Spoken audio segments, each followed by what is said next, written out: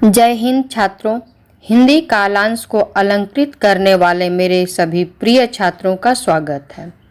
गत कालांश में आपने अलंकार की परिभाषा एवं अर्थ परिचय की जानकारी प्राप्त की है। तो आज की चर्चा का विषय है अलंकार के भेद, शब्दालंकार। उम्मीद है आप सभी ध्यानपूर्वक शब्दालंकार का अध्ययन करेंगे। अलंकार के भेद। अलंकार को व्याकरण शास्त्रियों ने उनके गुणों के आधार पर 3 विभाग किया है: शब्दालंकार, अर्थालंकार और उभयालंकार। हमारे पाठ्यक्रम में शब्दालंकार और अर्थालंकार तथा उनके भेदों का अध्ययन किया जाएगा। शब्दालंकार: जिस अलंकार में शब्दों को प्रयोग करने में चमत्कार हो जाता है और उन शब्दों की जगह पर समानार्थी शब्द को रखने से वो चमत्कार समाप्त हो जाए, वहाँ शब्द अलंकार शब्दालंकार होता है। शब्द अलंकार 2 शब्दों से मिलकर बना होता है। शब्द धन अलंकार। शब्द के 2 रूप होते हैं, ध्वनि और अर्थ। ध्वनि के आधार पर शब्दालंकार की सृष्टि होती है।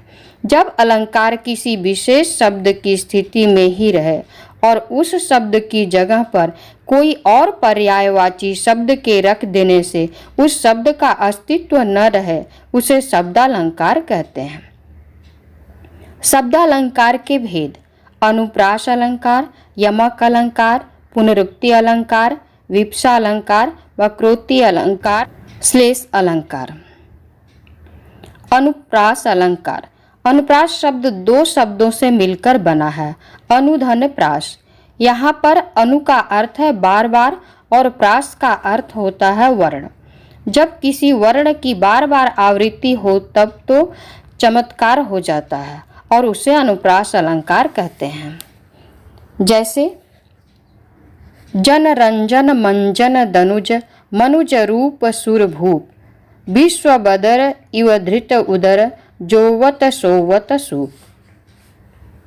अनुप्रास के उपभेद: छेकानुप्रास अलंकार, वृत्त्यानुप्रास अलंकार, लाटानुप्रास अलंकार, अंत्यानुप्रास अलंकार, श्रुत्यानुप्रास अलंकार। छेकानुप्रास अलंकार: जहाँ पर स्वरूप और क्रम से अनेक व्यंजनों की आवृत्ति एक बार हो, वहाँ छेकानुप्रास अलंकार होता है। जैसे रीझ रीझ रहसी रहसी हंसी हंसी उठे सांसें भरी आंसू भरी कहत दई दई। वृत्त्यानुप्रास: जब एक व्यंजन की आवृत्ति अनेक बार हो, वहाँ वृत्त्यानुप्रास अलंकार होता है। जैसे चामर सी चंदन सी चंद सी चांदनी चमेली चारु चंद सुघर है। लाटानुप्रास अलंकार: जहाँ शब्द और वाक्यों की आवृत्ति हो तथा प्रत्येक जगह पर अर्थ भी वही पर अन्वय करने पर भिन्नता आ जाए, वहाँ लाटानुप्रास अलंकार होता है। अर्थात जब एक शब्द या वाक्य खंड की आवृत्ति उसी अर्थ में हो, वहाँ लाटानुप्रास अलंकार हो सकता है। जैसे तेग बहादुर हाँ वे ही थे गुरु पदवी के पात्र समर्थ। तेग बहादुर हाँ वे ही थे गुरु पदवी थी जिनके अर्थ।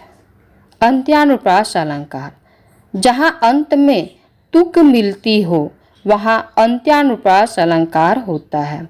जैसे लगा दी किसने आकर आग, कहाँ था तू संशय के नाग।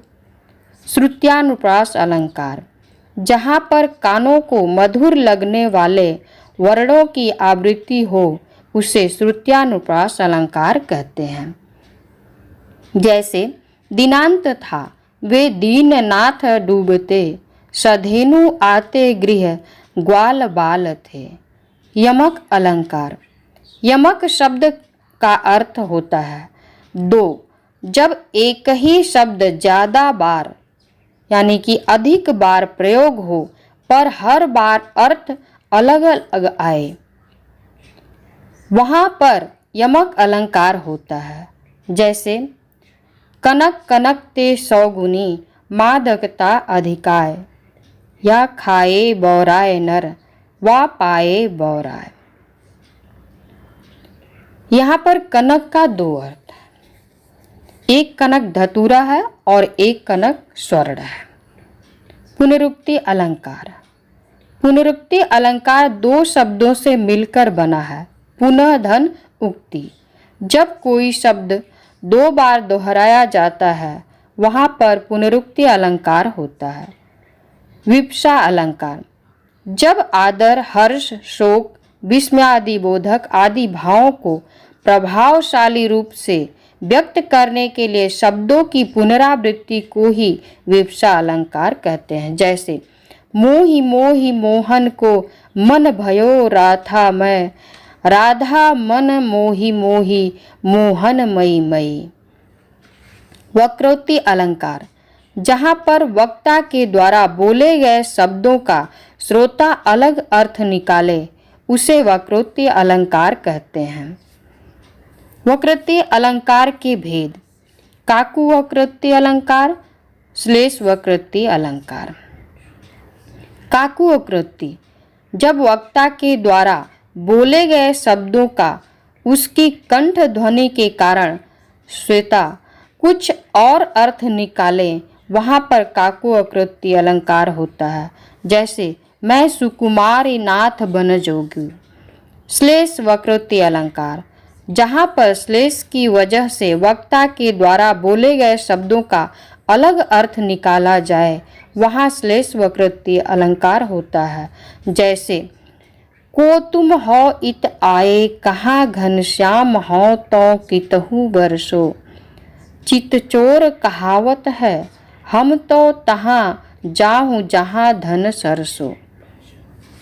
श्लेष अलंकार, जहाँ पर कोई एक शब्द एक ही बार आए पर उसके अर्थ अलग अलग निकले वहाँ पर श्लेष अलंकार होता है। जैसे रहीमन पानी राखिए, बिन पानी सब चून। रहीमन पानी राखिए, बिन पानी सब सून। पानी गए न उबरे, मोती मानस चून। छात्रों, में आपको कुछ और भी उदाहरण से अलंकार स्पष्ट करना चाहती हूँ। शब्द अलंकार। अनुप्रास अलंकार। परिभाषा, जब किसी काव्य में एक ही वर्ण की आवृत्ति कई बार होती है तो वहाँ अनुप्रास अलंकार होता है। सुक्तिबद्ध परिभाषा, जब एक वर्ण की होत है आवृत्ति अनेकों बार, अनुप्रासता को कहत जे सुबुद्धिया आगार। उदाहरण, गाठिन में रस होत ना, यह जानत सब कोई। गठबंधन के गांठ में, गांठ गांठ में रस होई। उपयुक्त उदाहरण में ग वर्ण की आवृत्ति कई बार हुई है, अतः यहाँ अनुप्रास अलंकार होगा। और भी है, जैसे तरनी तनुजा तट तमाल तरुवर बहु छाए। यमक अलंकार। परिभाषा, जब किसी काव्य पंक्ति में एक ही शब्द की आवृत्ति एक से अधिक बार एवं उतने ही अर्थों में हो तो वहाँ पर यमक अलंकार होता है। सुक्तिबद्ध परिभाषा, एक शब्द पुनि पुनि परे, अर्थ और ही और, सो यमक अलंकार है, भेद अनेकन ठौर। उदाहरण, हरि बोला हरि ने सुना, हरि गए हरि के पास। जब हरि हरि में गया, हरि हो गया निराश। स्पष्टीकरण, उपर्युक्त उदाहरण में हरि शब्द की आवृत्ति एक से अधिक बार हुई है। पहले हरि का अर्थ मेढक, दूसरे हरि का अर्थ सर्प, तीसरे हरि का अर्थ पानी है, अतः यहाँ यमक अलंकार होगा। श्लेष अलंकार। परिभाषा, जब किसी काव्य पंक्ति में एक शब्द एक ही बार आए किंतु उसके कई अर्थ हो तो वहाँ श्लेष अलंकार होता है। सुक्तिबद्ध परिभाषा, एक शब्द में होता है जहाँ अनेकों अर्थ। श्लेष नाम ताको कहत, जिनकी बुद्धि समर्थ। उदाहरण, पंडित होकर मद पिए, गाई समूची खाए, माई मार धीरज धरे ते बैकुंठ ही जाए। उपयुक्त उदाहरण में मद के दो अर्थ हैं मदिरा व घमंड। गाय के दो अर्थ हैं गाय व गायत्री मंत्र। माई के दो अर्थ हैं माता व मोह माया। यहाँ एक शब्द एक ही बार आया है किंतु उसके अर्थ भिन्न भिन्न हैं, अतः यह श्लेष अलंकार होगा। छात्रों, आशा करती हूँ कि आप सभी ने शब्दालंकार की जानकारी प्राप्त कर ली है। आगामी कक्षा में हम अर्थालंकार की चर्चा करेंगे। धन्यवाद।